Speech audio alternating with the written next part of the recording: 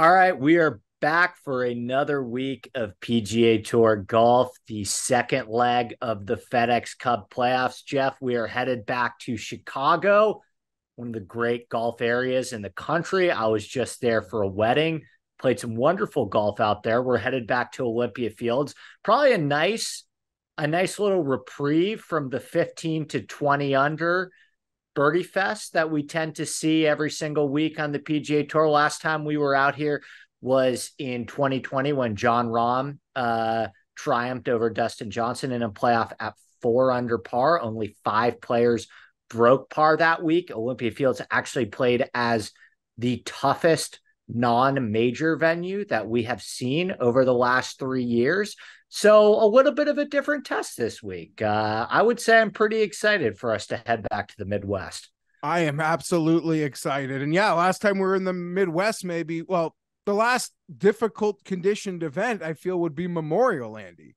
The US Right. Open wasn't hard enough for a lot. The British Open, the weather didn't get to where it needed to be. And surrounding those were a lot of resort course birdie fests, as you mentioned. So this is going to be fun, and driver irons, very penal all over the place. I'm excited for the test. And as I've already joked earlier this week, for those that were unsatisfied potentially with what the US Open gave them in terms of scoring, which I would argue was a big overreaction. I don't want to hit that spot with you. I know we could do something there. This could actually play true to what people wanted this week, potentially.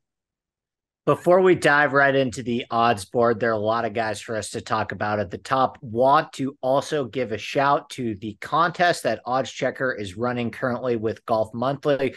We are giving away $10,000 to have a chance at taking it home. You have to correctly predict the top 5 at the BMW Championship. A little bit easier this week, so I'd recommend you taking your chances because we've only got 50 players in the field, so probably statistically the best chance you've had of bringing it home in the last couple of weeks. But you need to correctly predict the top 5 finishers in the correct order. If multiple entrants predict the top 5 in order, the prize pot is split between them. If golfers finish tied, the order will be determined on countback. Player with the best back 9 score in the last round. If still tied, the final 6 holes will be used. If still tied, the final 3 holes will be used. So make sure to head on over to Odds Checker to enter that contest. I will be playing. Geoff will be playing. Another great chance at winning $10,000 this week. Let's talk about the top of the board. We are looking at not really a kind of a co-favorite situation, depending on where you look, between Rory McIlroy and Scotty Scheffler. Patrick Cantlay and Jon Rahm are kind of right in that group as well. I guess we should start by talking about those 4. Usually we talk about a big 3. I think Cantlay has kind of inserted himself into that conversation, at least odds makers believe so, based on his success at the BMW Championship, albeit different venues, and a playoff loss last week. Of this big 4 at the top, Geoff, is there anybody that has your attention? Yeah, I think the entire group has my attention, and not to get long-winded, but someone who at times likes to be a big game hunter in the big events would have egg on their face, Andy. Wyndham Clark, Brian Harman, Keegan Bradley, Lucas Glover. What is going on? I'm not laughing anymore, despite the smile on my face. There, cracked a laugh. I would argue there is actually great value in the big 3. If you want to include Cantlay here now, you're paying a premium, and that I've lost enough on him that you don't have to twist my arm that hard just to say that you are now getting these guys at the numbers you would normally play them at all the big elevated events and majors in a really condensed field. 50 man that plays to true major championship tests. So I would argue maybe the most prudent move is to make a play in here, Andy. I could swim around all these names. They all make a strong case. And I wouldn't go too far behind them if I was choosing not to play them. Yeah, I mean, does a buy low opportunity in the betting markets these days as it pertains to golf outrights really exist anymore? Probably not, but I would argue this is about the closest that you're going to get. on certainly Scotty Scheffler. I mean, I bet Scotty Scheffler at 8-1 to win the Open Championship, a field of 156 players. You bet I'm going to be at least interested in him at 8-1 to win a field of 50 players on a golf course that should fit his skill set basically to a T. I mean, if you want to talk about comparative courses, the ones that I'm really looking at, places like Torrey Pines, places like Oak Hill, places like Winged Foot, these narrow fairway, thick rough, firm conditions, pure execution tests. I mean, I really like Scotty this week. I think buy low may be a bit of an exaggeration, but this is the first time that he hasn't finished in the top 12 in back-to-back starts in like a year and a half. I think he's going to show up this week. I can't make like a much stronger statistical case for Scotty than I can with Rahm or Rory. Rory right now is actually hitting the best out of the three of them.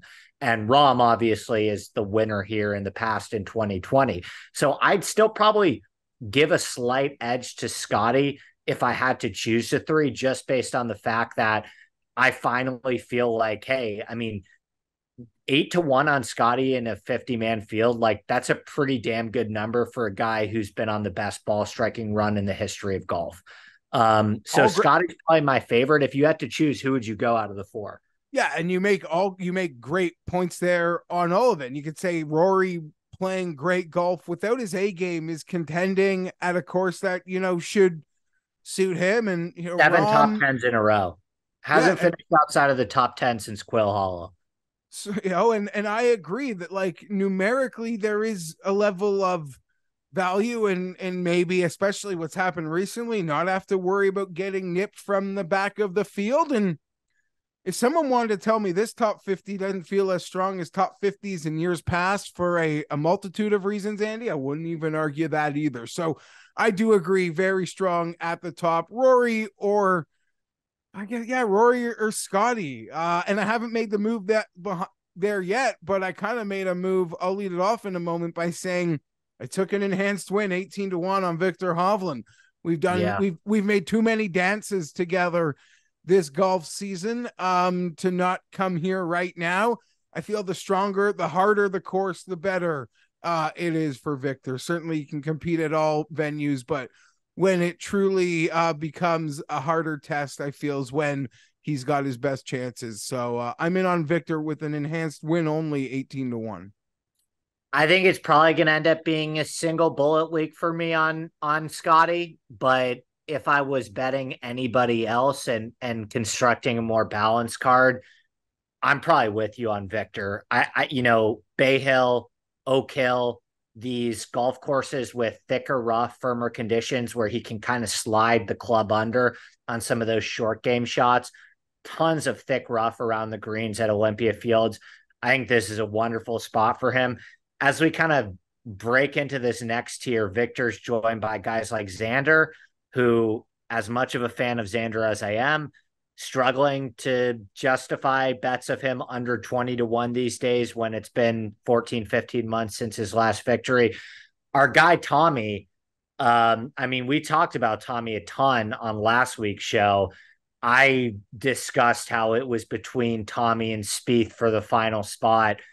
Both of those guys were extremely relevant in that tournament and both kind of ended in heartbreak. I know similar for you as a Tommy guy as well, but do we think, is this a guy? I guess we should include him in the Morikawa and Homa discussion as well, but Spieth too is 30-1. You can catch him at anybody in this next tier, even a pretty decent buy low spot for Hatton if I had room for him as well. But how do you shake out this next tier, the betting board? Yeah. So last week it was sort of Hatton was, the being priced really short and Fleetwood was behind him. And I was like, well, there's so much debate about them for a lot of reasons, but I see the value, I guess, in Fleetwood this week. I would agree. It does feel like maybe a decent buy low on Hatton, who finally had a bit of a struggle, but he's shown that he can bounce back like the best of them. For a guy that he can go low in birdie fest, he can grind out a really tough test at all the sort of elevated events, non-majors, maybe outside of the Travelers. He really played fantastic this year. So it would be him, but I could totally see why, people might want to call a Morikawa number this week, but it's not for me. I'd rather take my points with Hatton at the back end of this tier. Homa finding form scary as well. Good for the American Ryder Cup team amongst some other things, but that's a guy that I'm not betting, but it's nice to see him playing better again. Speaking of the American Ryder Cup team, Lucas Glover sneaking out there at 35-1. He's the next guy in the odds. I mean, is it just, it's not for me, but it also hasn't been for me the last 2 weeks. I mean, what do you think the chances are that he's able to keep this thing going? He did mention after winning in a press conference that the Ryder Cup is firmly on his mind now. 15 minutes ago was the first time that he started thinking about it. But my goodness, in the year of 2023, we have Lucas Glover at 35-1 ahead of the likes of Ricky Fowler, Cameron Young, Sung J M, Tony Finau, Jason Day, Matt Fitzpatrick, our U.S. Open champion, Wyndham Clark, our Open Championship winner, Brian Harman. I mean, Glover's just snaked all these guys. Snaked them all. Credit to him. I can't, I just can't be there. What a crazy sequence. Good for him. For me in this range, though, I could see why Matsuyama should show himself to be popular as high as 35-1, sure, getting himself into this week. It's been a hard guy to nail down this week with no actual top finishes, but he does enough. It seems to always be sucking in many of us in the betting community, me plenty of times. But in this range, it would be I could be a sucker for Cam Young here.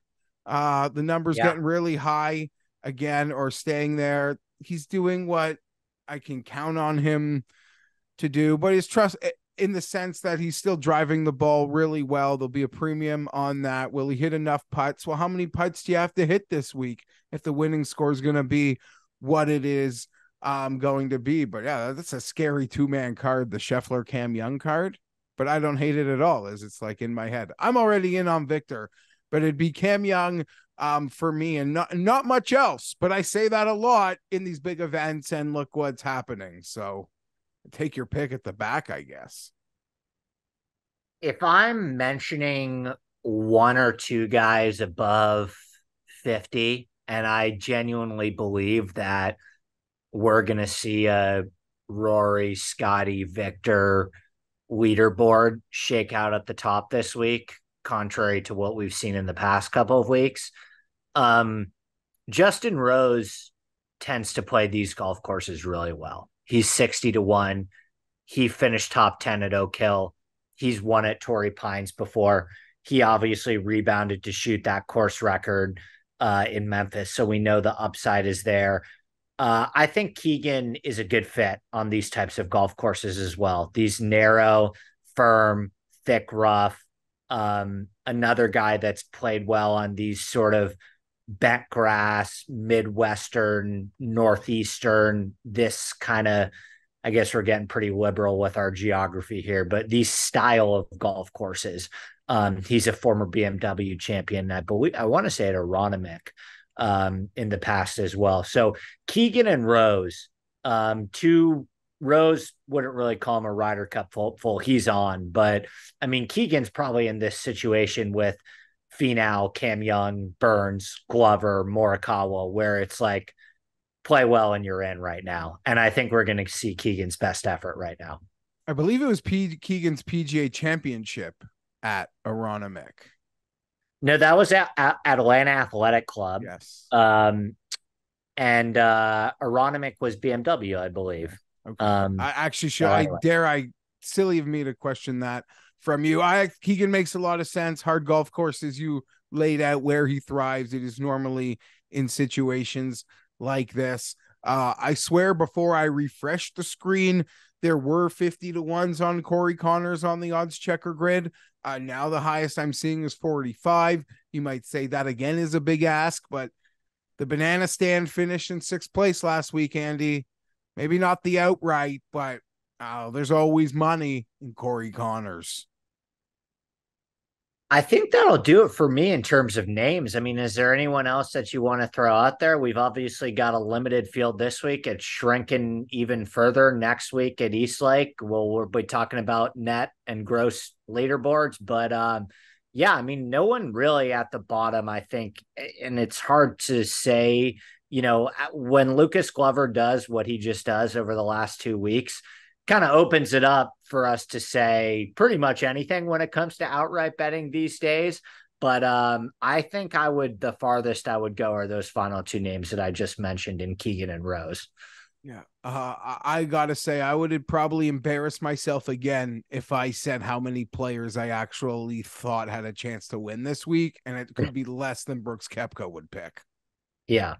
So that would do it for another week for me and Geoff. Only 2 more weeks in the 2022-2023 FedEx Cup official season. We'll be back to the well, of course, next week at Eastlake, albeit a limited field. For me, this was another episode of The Drive for Odds Checker. I'm Andy Lack. That is Geoff Fienberg. Best of luck with your bets this weekend, and we'll see you next time.